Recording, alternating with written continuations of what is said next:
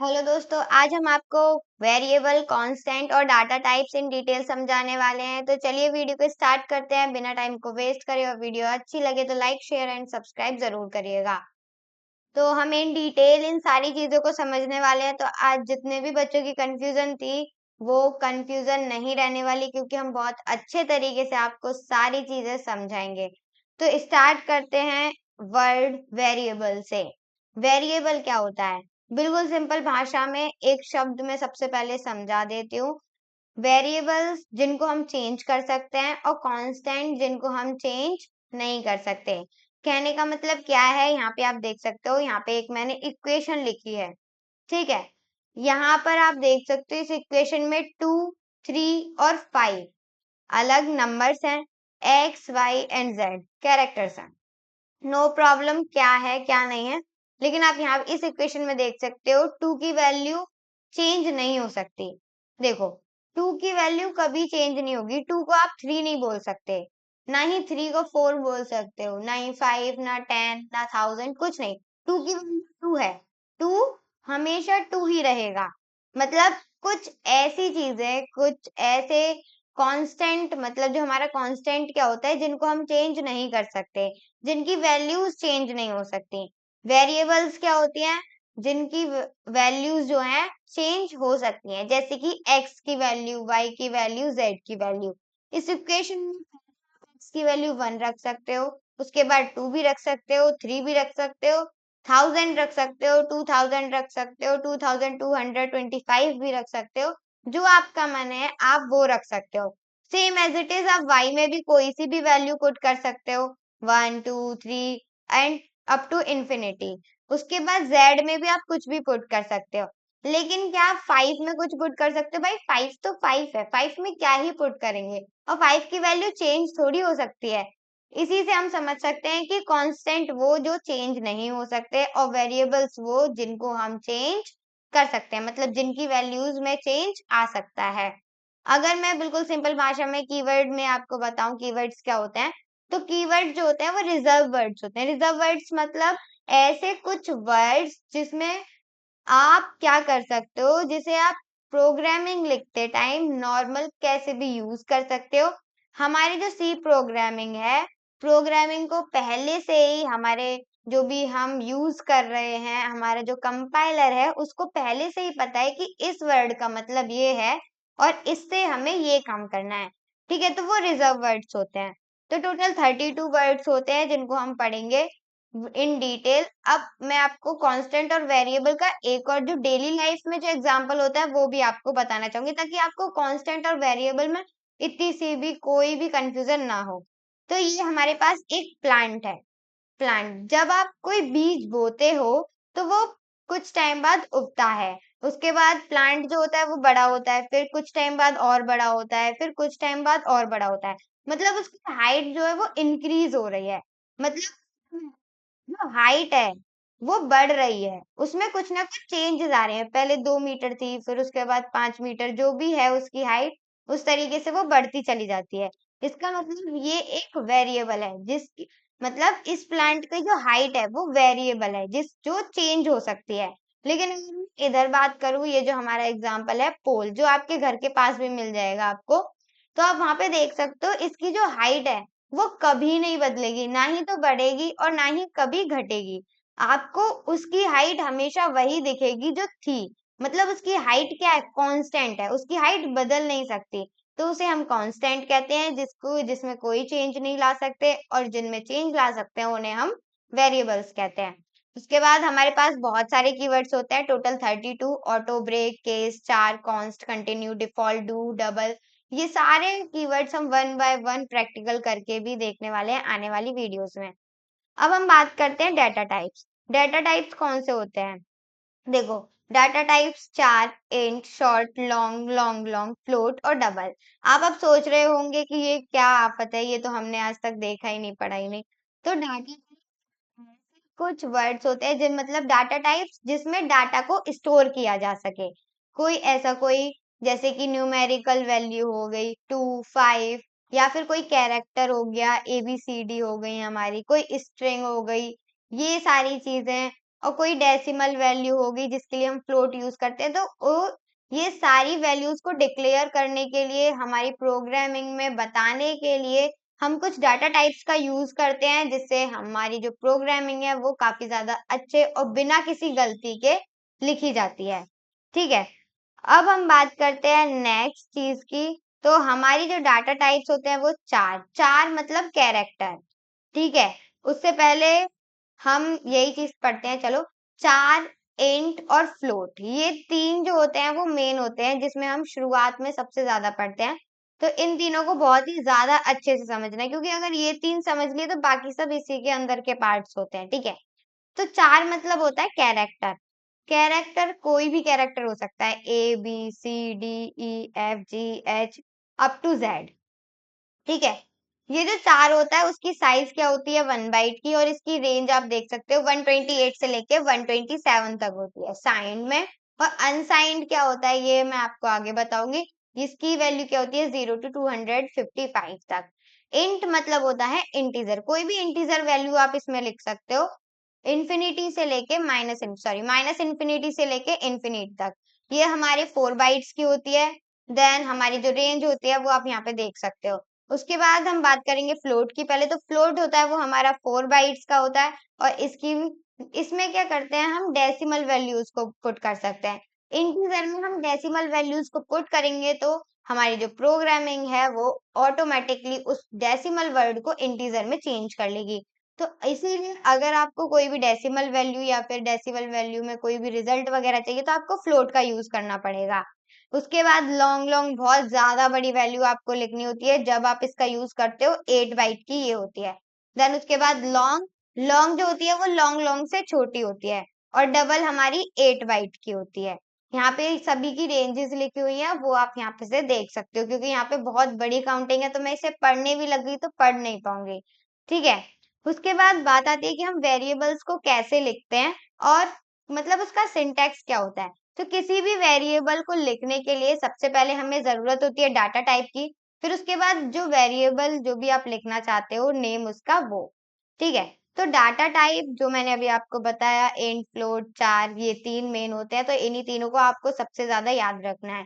उसके बाद अगर आप कांस्टेंट यूज करोगे तो कांस्टेंट एक कीवर्ड में है, मतलब एक कीवर्ड है जिसका आप यूज करते हो जिससे कि वैल्यू हमारी कांस्टेंट रहती है किसी भी वेरिएबल की। ठीक है, तो चलिए प्रैक्टिकली करके देखते हैं।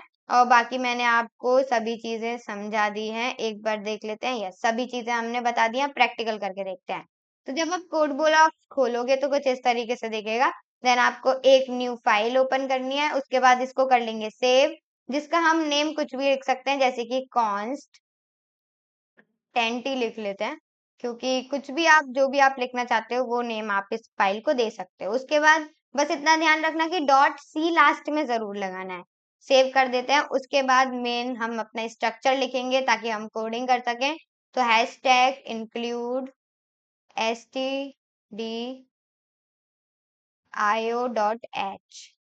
ये हेडर फाइल होती है, हमने आपको पहले भी बताया था। इंट मेन, और फिर उसके बाद अपने कर्ली ब्रैकेट्स में ही हम अपना कोड लिखते हैं। अगर उसके बाहर लिखेंगे तो वो सब एरर दिखाएगा। ठीक है, तो हम कोई भी कांस्टेंट लिख लेते हैं। तो सबसे पहले वेरिएबल्स को पुट करते हैं। तो वेरिएबल्स को कैसे लिखते हैं, तो डाटा टाइप्स का यूज करना पड़ेगा। तो मैं कोई इंटीजर वैल्यू लूंगी, इसीलिए इंट लिखूंगी। इंट में मान लिया x, y, z। ठीक है, इस तरीके से हमने अपने वेरिएबल्स को यहाँ पे लिख लिया है। उसके बाद हम लिख सकते हैं x इक्वल्स टू जो भी हम लिखना चाहते हैं, मान लीजिए 2। उसके बाद y इक्वल्स टू जो भी हम लिखना चाहते हैं, उसके बाद 3, एंड z को हम लिखेंगे x इंटू y, ताकि आपको एक प्रोग्राम सिंपल सा बनाना आ जाए साथ के साथ, x इंटू एंड y। ठीक है, सेमी कॉलन सबके पीछे लगाना है, ये डिनोट करता है कि हमारी जो लाइन है यहाँ पर खत्म हो चुकी है।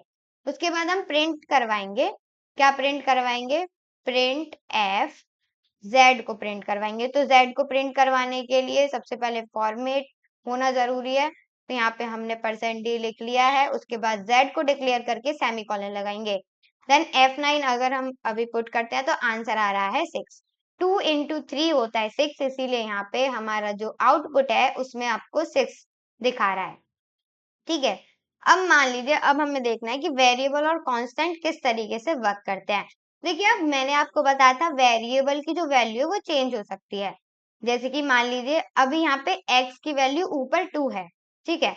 अब मैं x को दोबारा डिनोट करती हूँ, डिक्लेयर, और उसमें वैल्यू रखती हूँ 3। अब मैंने यहाँ पे 3 लिख दिया है, उसके बाद मैं F9 प्रेस करती हूँ।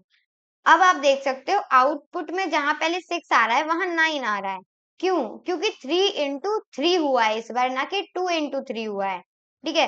तो इस बार जो y की, जो हमारी x की वैल्यू है वो 2 को ना लेके 3 को लिया गया है, मतलब चेंज हो गई वैल्यू। अगर मैं इसके बाद कोई और हम अपनी वैल्यू डिक्लेयर करते हैं, यहाँ पे देते हैं, जैसे x इक्वल्स टू, मान लीजिए मैंने दे दिया 5, तो 5 के हिसाब से हमारी जो मल्टीप्लाई है वो हमारे पास होकर आएगी।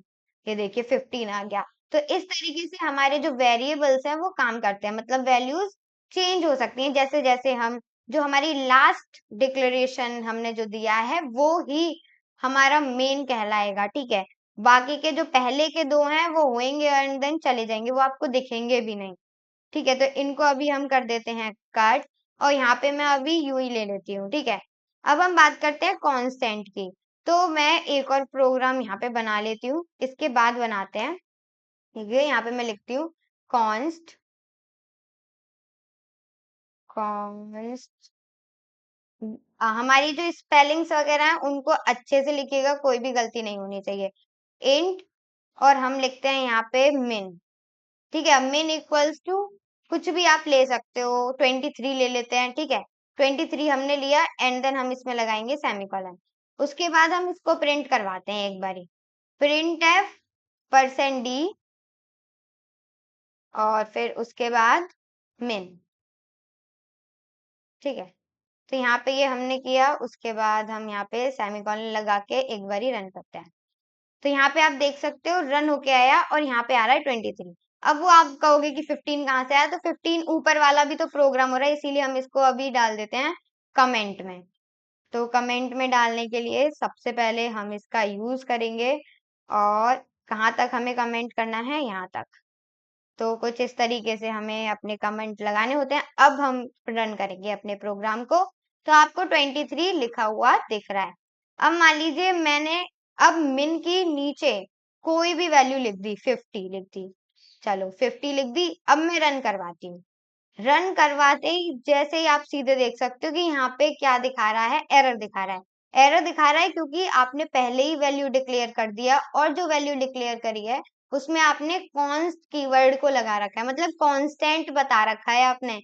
अगर आप इसको कुछ भी नीचे वैल्यू देते हो तो वो चेंज नहीं होगी। कॉन्स्ट मतलब कांस्टेंट।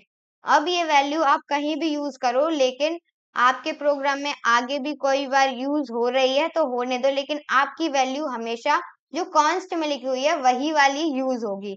बाकी आपने नीचे जो भी दे रखा है वो सब एरर दिखाएगा, जैसे कि अब दिखा रहा है। तो इस तरीके से वेरिएबल और कांस्टेंट में आपको अंतर समझ में आ गया होगा।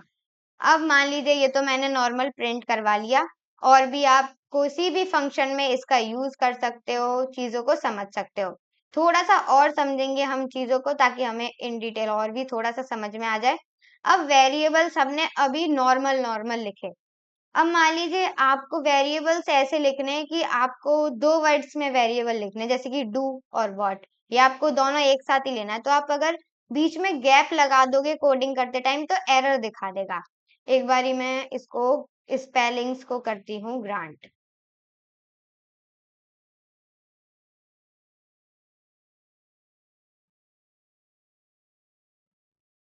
बस देखिए, तो हमारे पास कुछ केसेस होते हैं।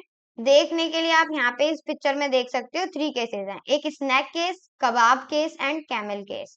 स्नैक केस कौन सा होता है? देखिए स्नैक ऐसे होता है, ऊपर नीचे ऊपर नीचे ऊपर नीचे, मतलब थोड़ा उसी तरीके से होता है। तो जब हम वेरिएबल को डिक्लेयर करते हैं और आपको दो वैल्यूज लिखनी हो, जैसे मैं अभी प्रोग्राम को ओपन करके देखते हैं, उसमें समझते हैं। इसको हम अभी क्रॉस करते हैं क्योंकि ये एरर दिखाएगा, फिर हमें प्रॉब्लम आएगी किसी भी चीज को करने में। मान लीजिए अभी हमने लिखा इंट। ठीक है, इंट ही लिखते हैं, और इंट में हम कोई भी नेम देते हैं, जैसे कि डू, उसके बाद आप व्हाट, ये डू नहीं लगाएंगे, याद रखना कभी भी कीवर्ड को यूज मत करना, ठीक है। तो मैंने यहाँ पे लिखा डू, और उसके बाद मैं यहाँ पे गैप लगा के व्हाट लिख रही हूँ, और उसके बाद मैं इसको इस तरीके से डिक्लेयर कर दूंगी। अब मैं इसको F9 करके देखूं तो फिर एरर दिखा रहा है।